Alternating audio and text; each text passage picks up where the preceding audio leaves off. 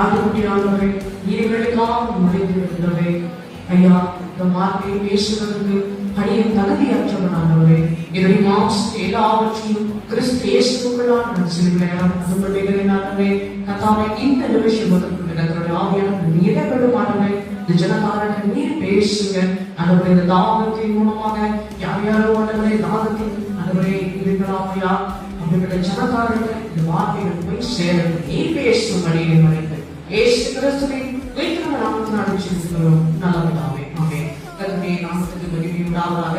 இந்த நாளில் கர்த்தருடைய வார்த்தையை கேட்கிறதுக்கு வாய்ப்பை ஏற்படுத்தி கொடுத்ததற்கு ஆண்டவராகிய இயேசு கிறிஸ்துவின் நாமத்தினால் ஒரு வார்த்தையை வரவேற்கிறேன். இந்த நாளில் கூட இந்த 5வது வார்த்தை குறித்து தியானிக்கிறதுக்கு அந்த வாய்ப்பை ஏற்படுத்துவதற்கு நான் நினைச்சிருக்கிறேன். இந்த 5வது வார்த்தையை நாம் கர்த்தருடைய வார்த்தை நேராக சொல்லுவோம். யோவான் 19 அதிகாரம் 7-8 யோவான் 19:7.